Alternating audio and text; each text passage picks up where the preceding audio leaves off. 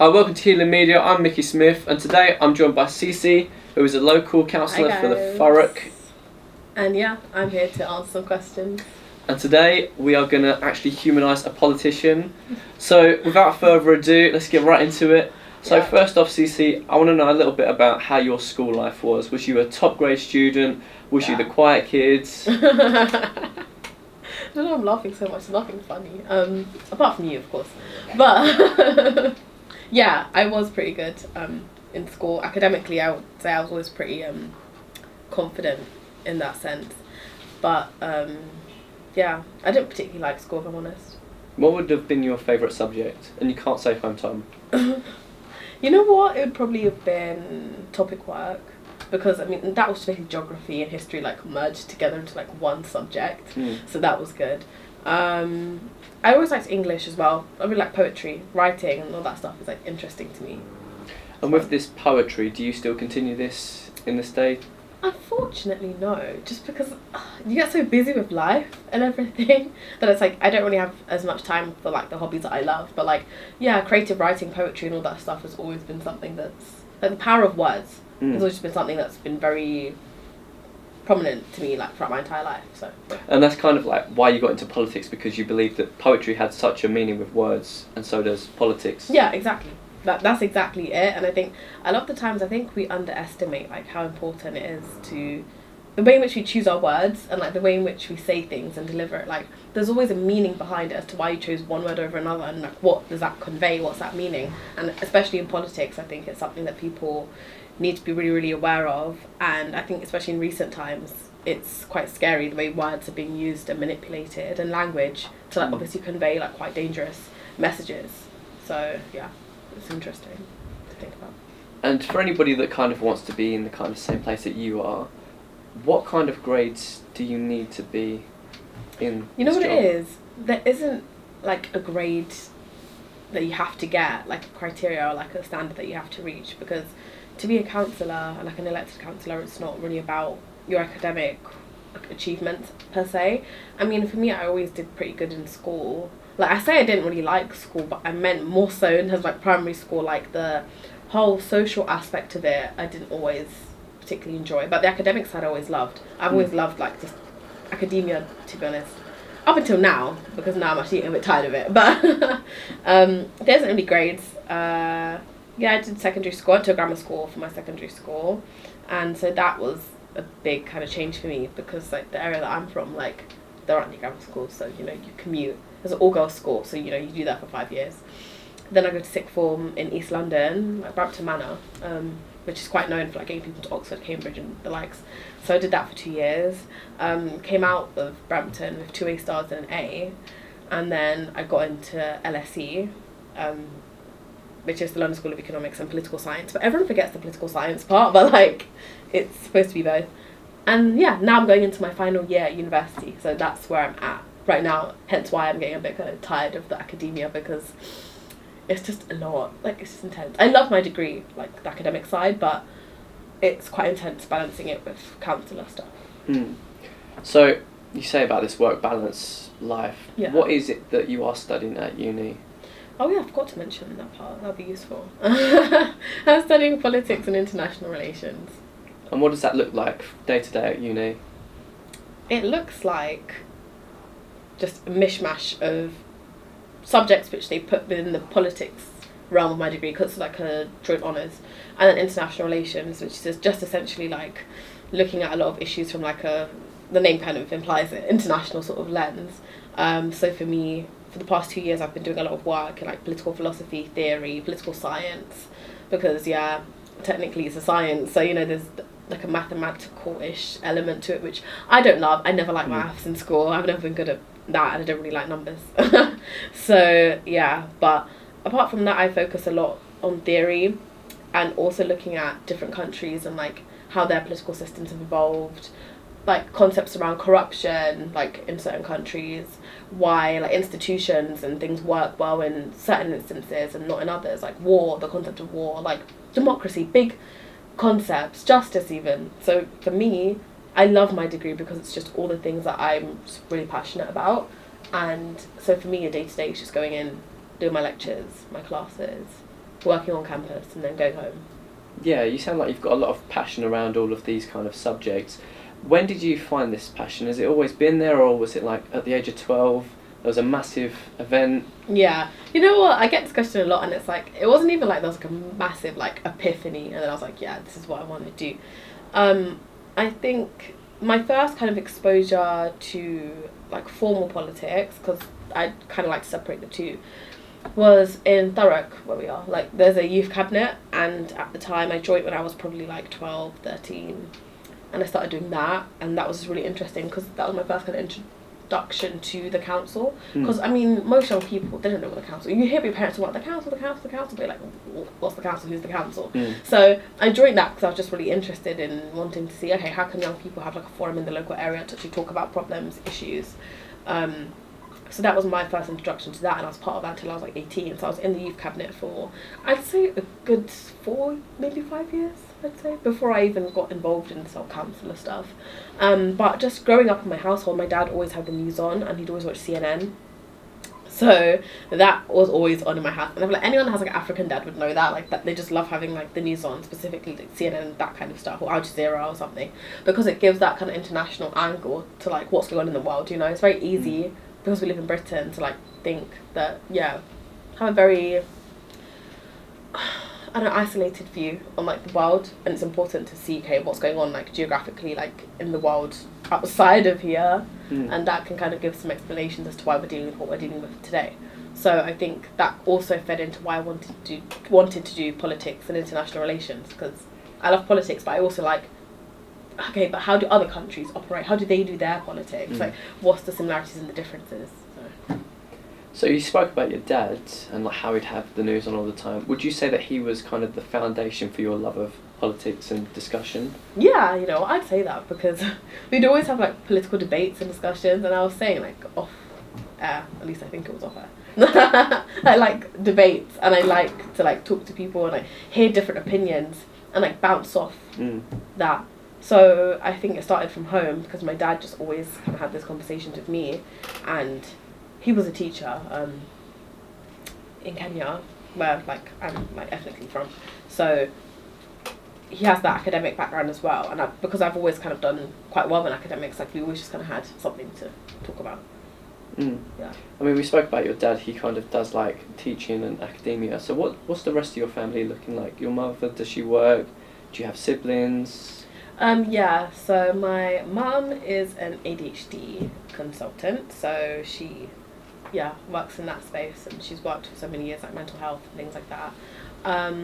My sister's going to university. She's going to go study geography at Cambridge, so like we're all really like excited and like proud for her.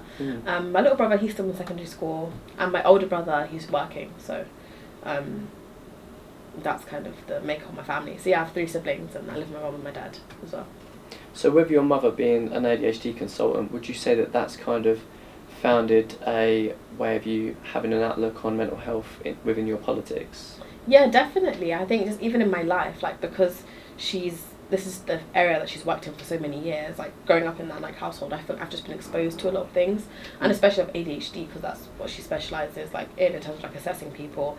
I feel like I know so much about it just like through her and like her work, and I think it's allowed me to, I think, empathise sometimes with like others. At the end of the day, I may have not exactly been through like your position, or I'm not in your shoes, but I can kind of understand like certain elements that maybe not everyone does, because quite frankly, if you're not really in that close proximity to it, you wouldn't really know much about it. Like, it's not, you know, that hard to understand. So I think once you've kind of been exposed to it, so yeah. Yes, understandable. So with mental health kind of being one of your priority political things, what would you say are some other parts of politics that you are quite keen on and want to highlight? I think violence against women and girls is something that I'm really, really passionate, like, advocating against violence against women and girls. Just to clarify. Yeah, just to clarify, because I could have gone left. That's something I'm really passionate about advocating on. So it's something that I've done a speech on, like in the local council. It's something I've gone to like loads of events like just to do with it, because I just think domestic violence and like gender-based violence is such a big issue, and it's something that I like to talk about on my social media as well, because I just think women's rights just as a whole, I think it's very easy in 2024 to kind of be told, well, women, they can vote, they can work, and you know, you've got all these things, like it's fine, you know, we've reached where we wanted to go, but it's like, no, we have not. We're so far from it, not just in like Western countries or societies, but also what's it called? Yeah, not just in Western societies, but also in the global South, like as well. Just in terms of how a lot of women can't even go to school. You know, there's like period poverty and things like that. Like, just issues that do disproportionately affect women and young women, like millions across the world. So I just think it's something I could be quite feisty about. Like, yeah, I think the whole kind of cause of being like a feminist, like some people, feminism, scary words, like no, like I proudly call myself like a feminist, and I don't think it's something that's... So like highlighting some of the issues on like the, as you said, the feminine hygiene tax, where female razors are more expensive than male razors, for example. Yeah. There's things like that, and it's like, and it's so like apparent in our current society. But I think my strand of feminism that I'd like to align myself more so is to do with like intersectionality, so understanding how like race and class and all other things can like make your feminism maybe look a bit different from somebody else's, which I do think as feminists, like as a collective, we should be striving for equality for all women. But I think sometimes it's easy to kind of have a very Western kind of focus, or sometimes I think some feminism can just come across quite like superficial in a sense. So I really like to acknowledge like the intersectional, like as a black woman myself, like, you know, I'd be stupid not to. So with you being a councillor, how does that separate from an MP? I mean, everyone knows what an MP is. Yeah. Oh, you'd be surprised. A lot of people just don't know what an MP does. Okay, so if not everybody knows, could you set out for me what the roles of a councillor are and the roles of an MP? Feels like I'm doing my politics A-level again. Like, I love this. Okay, so essentially an MP is responsible for a constituency, which is a large area, with boundaries obviously dividing these said areas, and there's 650 constituencies in the UK, hence why there are 650 MPs. So you're a member of Parliament, they represent that constituency, that area, and their job is to go into Parliament and advocate on behalf of their constituents. They sit on committees sometimes. As an MP, you'll be doing that. As an MP, you do a lot of work, like casework on behalf of your residents. That's like a big chunk of it. Also policy work on things that you're kind of interested in and things that, you know, are in line with the party. Whereas a councillor, you're responsible for a ward, which is essentially, I like to explain it as like a small version of a constituency. It's a ward. So that's like the main difference in that sense. And also when you're a councillor, you're working in local government, so you're not going to Westminster, you're not going to Parliament, you're going to your local council offices, and you're having meetings every month. You again sit on committee, so kind of similar to an MP, but obviously local stuff. So that's what I do, and I do a lot of casework. So those are like the main sort of like differences between the two. So just to clarify, like if you found an issue within the local area, you would take it to them and then they would take it up in Parliament and so on and so forth? Not necessarily, because technically like local government and Parliament are quite separate. Like they're not, of course they work together, they need to feed into each other in order for like government to just run as a whole, both big and like small. But the council has, I think Thurrock is quite unique because it's what they call a unitary authority. So it means that Thurrock Council have a lot more power than like the average council to do certain things, and they do have a bit of like financial kind of independence as well, separate from like other most other councils are like something like, let's say Essex County Council or like other different forms. Being a unitary authority is something that's quite unique to Thurrock. Not a lot of other councils have that kind of freedom. We have a lot more freedom than the majority of other councils. So we make a lot of decisions ourselves. You don't necessarily have to go to government to do it. But then of course the council's remit and the government's remit overlap, but also some differences in terms of like the council's actually responsible for like the delivering of like services, whereas you could say the government and those people working in Whitehall and civil service, they're not so much looking at the delivery and like the operation of let's say, social services, but it's rather to do, let's say, okay, budget decisions, or like how are we allocating funding, or just, I'm not going to act like I know too much about civil service because I really don't, but from my understanding, that's the kind of separation. I think you touched on something very important as well. It's that you said that Thurrock is very unique.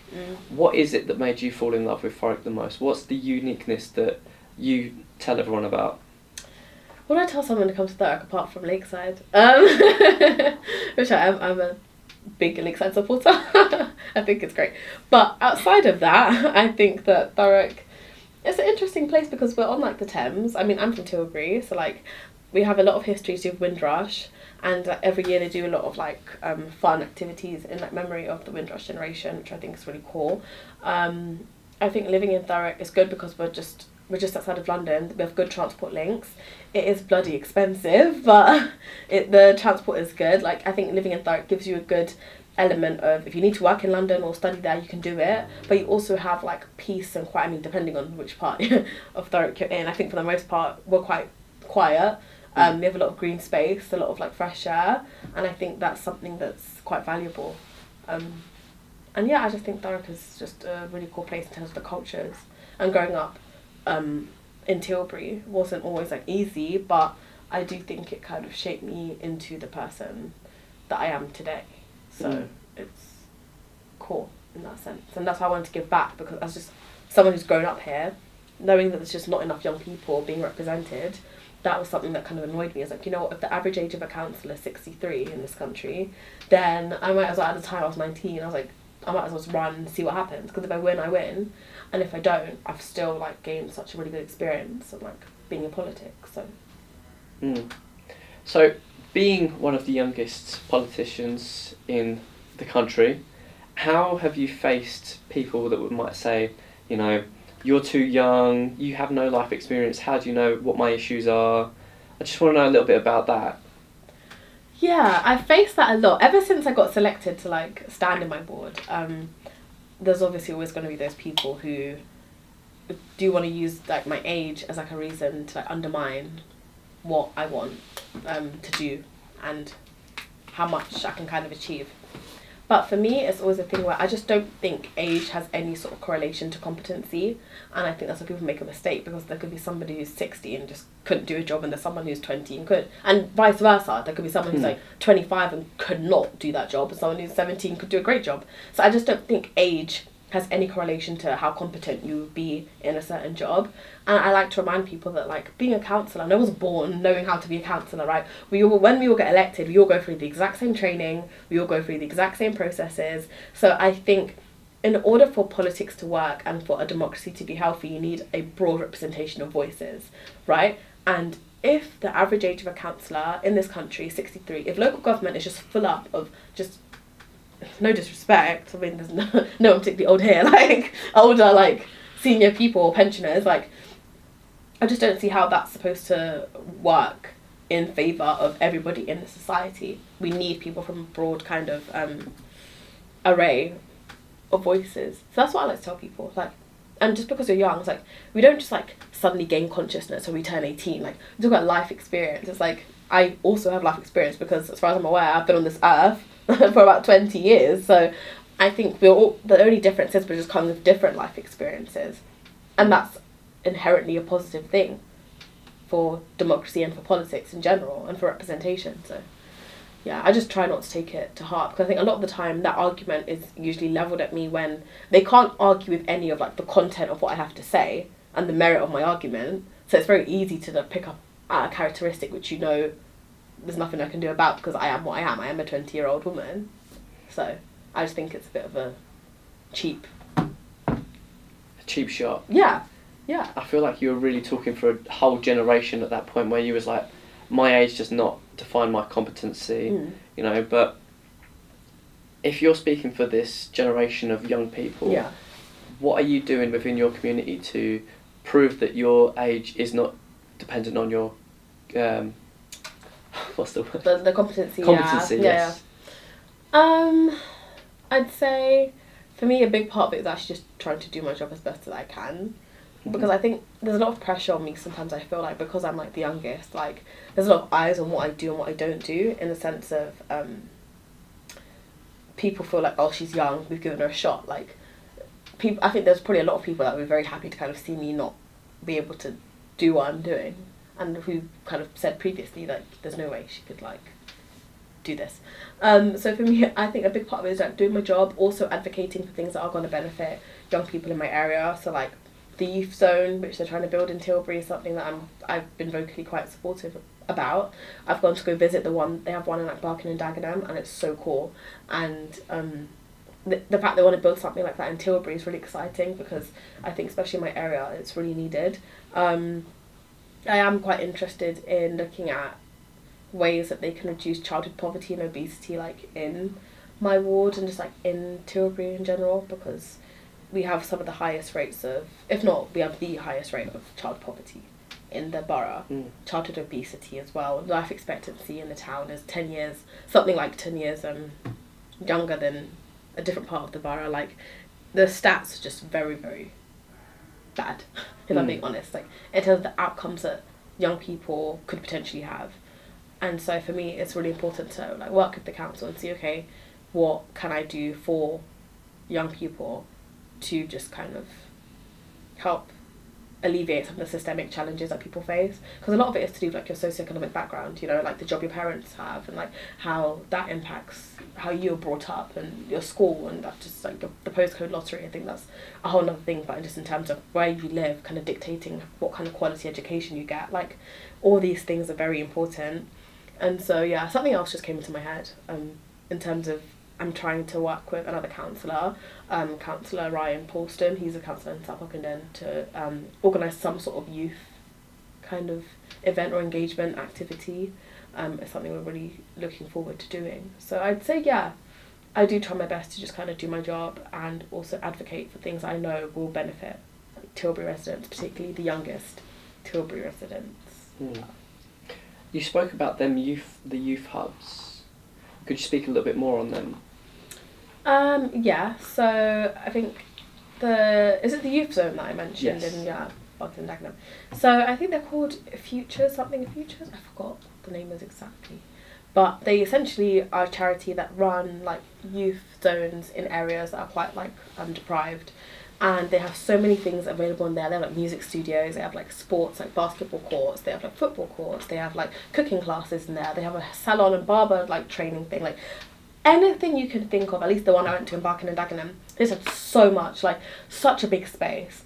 And I think it can really change the life of like a young person, because it also offer hot meals for really subsidised prices. I think something like 50p is like £1, something like that, and you're getting a full plate of food, you know. And so especially for us, sometimes it's easy to forget that, like, for a lot of young people growing up, like, in 2024, like, these challenges are still being felt, like, quite a lot in terms of, like, young people and, like, their barriers to just having fun and, like, having experiences which other kids in different areas are lucky enough to have. And I think it all kind of shapes the type of person that you end up becoming, and, like, what you think is possible for yourself and what you think you're capable of. Because if you've never really been exposed to, like, oh, I might try my hand in hairdressing, oh, I might try my hand in like this sport, because of like the financial barrier, then that already just shuts so many doors for young people. So I think the whole concept of the youth zone is to like give people a wide range of things to do and try out for really cheap prices, if not for free. And just it opens young people's horizons, and I think that's something that's really cool. Yeah. So with all of these interesting projects and organisations that you spoke about, is there a way that the general public can help support these? I'd say for the youth zone, I think vocal resident support is always something. Oh my gosh, sorry, I keep hitting the table. That's just not helpful. Sometimes I feel like, yeah, no, I just can't sit still. But in terms of the youth zone, resident support is really important. There's quite a lot of like kind of older residents who don't really want the youth zone to be built for their own sort of reasons. But I think vocal support for the youth zone is something that's needed. So I'd say, even though that's for social media, whatever, like that's good. And yeah, I think an obvious way the public can engage is that they can vote. which I think is something that not enough people do, and is something that's really important, because if you don't engage in like the democratic kind of like process, because as I said earlier, I don't want to repeat myself, but it's like, in order for democracy to work, people have to actually engage in it and participate if you want it to actually be representative. And I think, yeah, encouraging people to actually use their like vote. As to who you vote for, like, you can do what you want. I mean, obviously, well, I haven't even mentioned it here that I'm a Labour councillor, but yeah, I just think using your vote is just really important in an educated kind of way, and being educated on like the parties and what they stand for and their policies. So making that educated decision is really important. There's a common saying that if you don't vote, you can't complain. Yeah, and I 100% agree with that, if I'm honest, because I just think if you don't engage in the process, then, you know, you'll give the opportunity. If you didn't, then you kind of have to deal with kind of what's going on. Or if you're going to complain, like, okay, fairs, but what are you going to do about it? Because to be fair, it's not only through the ballot box that you can enact change. There are so many ways that you can like put pressure on a government, a local government, a group, through like protesting, like petitions, like so many different things. So okay, even if someone hasn't voted for whatever reason, and now they've realised, oh wait, I kind of made a mistake here, until the next 5 years where you can have the opportunity again, there's a lot of things you can do in the meantime to kind of put pressure on government. So yeah. So with these kind of petitions, are they submitted to the local council or the local MP? I think it depends on the issue area, because I think if it's something to do like a local bus service that's been revoked, you'd probably put that to like the local council, like you get the residents to all sign and then you give that to the council. However, if it might be to your MP, but something that's a bit more kind of high profile, high stakes, and maybe impacts a larger kind of demographic of people. So I just think, again, it just depends on the issue area. Yeah. And is there a possibility that one day in the future we're going to see you become an MP? I get that question a lot. And I mean, for me, like, I do enjoy working in politics. And I do think Westminster would be a really cool kind of opportunity to like represent a whole constituency. But I'd say for now, if I'm honest, like, I'm just trying to take each step as it comes. So as I said, I'm in my final year of university, so I'm just working on that and being a councillor, delivering for local people. I really enjoyed like working in local government.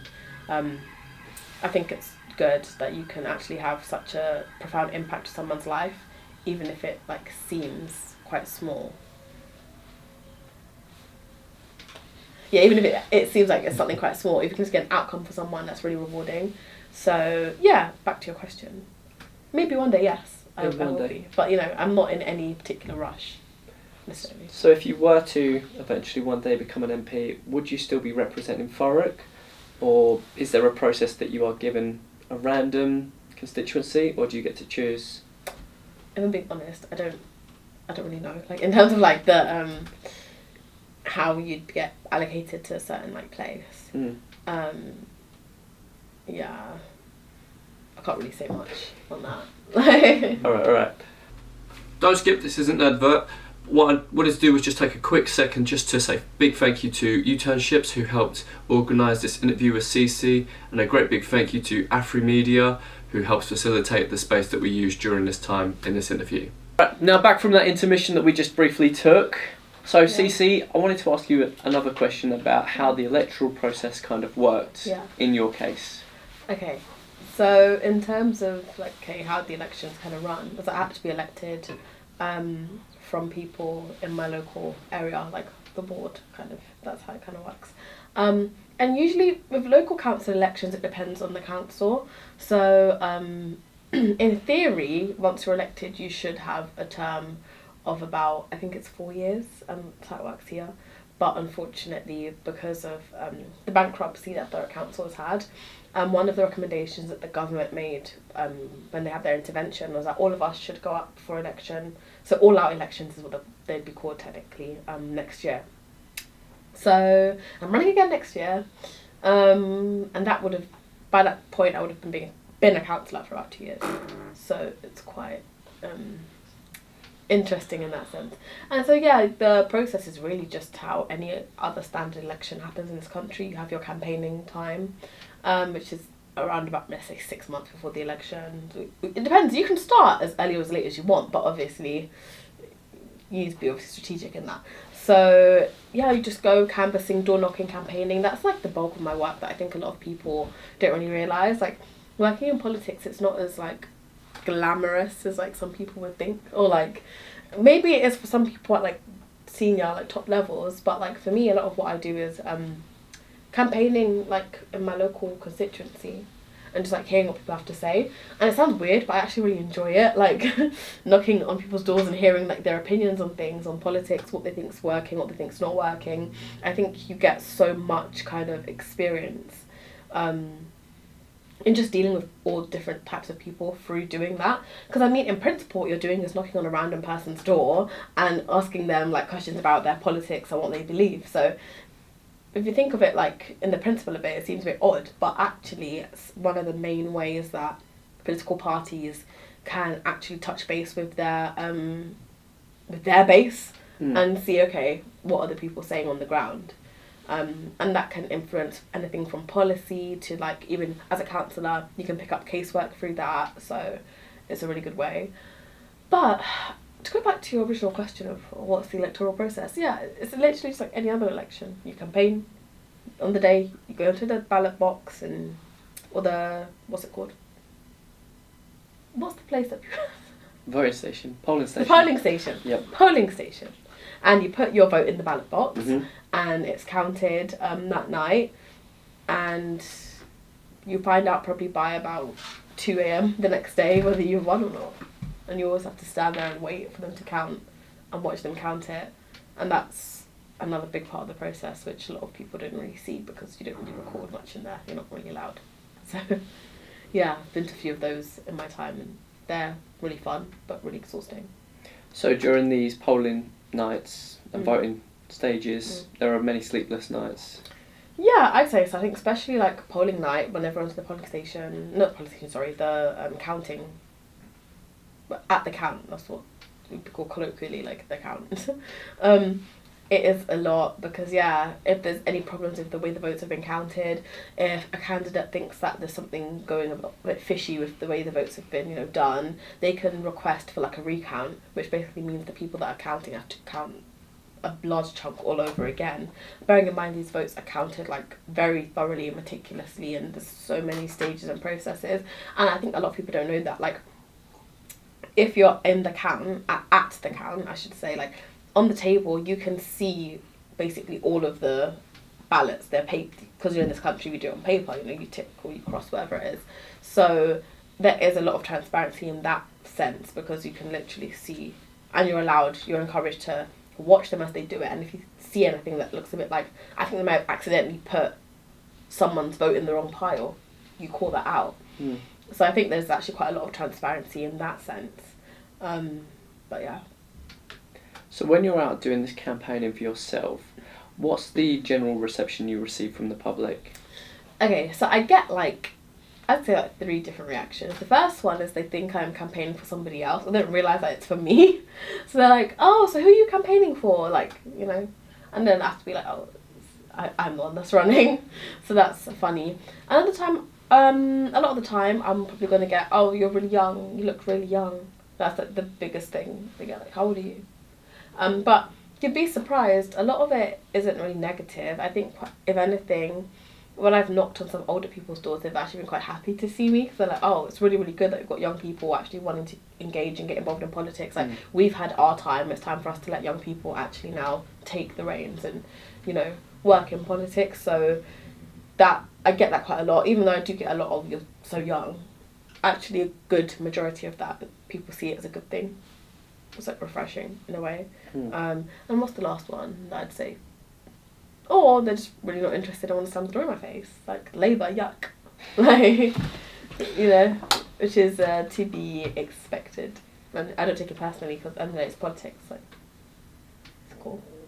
So you've developed quite a thick skin throughout this whole process? Yeah, I think to a certain extent you kind of have to, because at the end of the day, especially on social media, especially Facebook, because if I'm being honest, our people of our age, we don't, let me not speak on behalf of you, because you might be a bit of a granddad, but I don't use Facebook. Do you use Facebook? Yes. Yeah, I don't use Facebook. Oh, I didn't until I kind of got into politics and I realised that a lot of the reach I could get is not really going to be on Instagram, but rather Facebook. And yeah, people can be really quite horrible on there. Like a lot of the groups and pages can, you know, it can kind of take a toll. So like for me, it's just about not taking it personally and you just kind of have to develop a bit of a thick skin and also know, okay, I am going to engage with you in this way, and in other ways I'm not, and I don't owe you that. You know, as long as you're doing your job and you're doing your best, I think that's the most important thing. So I mean, we've spoken about a lot, like such as the electoral process, where you stand within the democratic process, and what you're doing for your constituency. Would there be a final remark that you would like to leave for people? I think if I had to leave like one final remark, which I don't ramble on and go on like 5 different tangents, I'd say it's important for young people to just get involved like in your society, in your community, whether it's the charity sector, whether it's the in politics, you know, I'd love that, you know, I'm a politics nerd, like, so, you know, I think it's a really good way to kind of know how your country's being run and the kind of impact you can have by like just actively participating in that. But I'd just say, yeah, just take interest in what's going on around you, in what's going on in politics, like in the political space, but also what's going on in your local area and your community. And if there's a way that you can make a change, feel bold and like emboldened that you can do it. Because for me, it's like, I looked around at the council and there wasn't really many people that looked like me. I mean, the lady who had my seat previously, she was a Nigerian woman. She'd had her seat for 12 years. So for me, it was really important because she was like a role model to me. Because I was like, oh, okay, this is a black woman who's had this seat for 12 years in council. Like, that to me was really inspiring, and I helped her when she was doing her campaign. And eventually when she stood back, she's the one who kind of suggested it to me, like, oh, you should run, you know? So I'd say, know that politics, if everyone that in politics is just old, male, predominantly white, like that kind of culture that can kind of create doesn't really lend itself to people that look like me, people that look like all different sorts of races and ethnicities up and down the country. It just goes back to representation at the end of the day. We just need everybody kind of to be able to have a seat at the table when these decisions are being made. I think it's a very simple kind of point, and I think it's what underlines a lot of what I do. So yeah, don't think that politics is not something for you, that politics is for a certain type of public school kind of demographic, you know, there's that kind of general perception, but no, like there isn't one look for politics. It's supposed to be in an ideal world for everyone, so I like to hammer that home. So we've heard some really great things from you today. If the public and viewers want to hear more from you, where could we hear more from you? Well, I have an Instagram page where I document my journey, and it's called Councillor Cici, as the name suggests. Yeah, it's just what else? Yeah, I think it's mainly through my Instagram, but I do have a TikTok. What am I called? Oh, it's Cici, because my name's actually Cici. My full name is Cici, but it has 3 A's. My original name only has 1 A.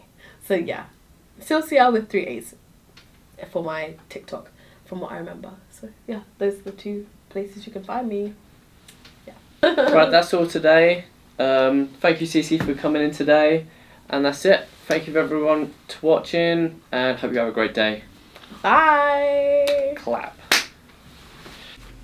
Right, now that that video's over, I hope you enjoyed. Just wanted to give a big shout out to my cameraman, Craig Daniel, who obviously this video wouldn't have happened without. Big shout out to you. And also, if you want to see more like this, please drop a comment down below. And thank you for the support on all the previous videos. It really means a lot. Thank you, and I will see you in the next video. Goodbye.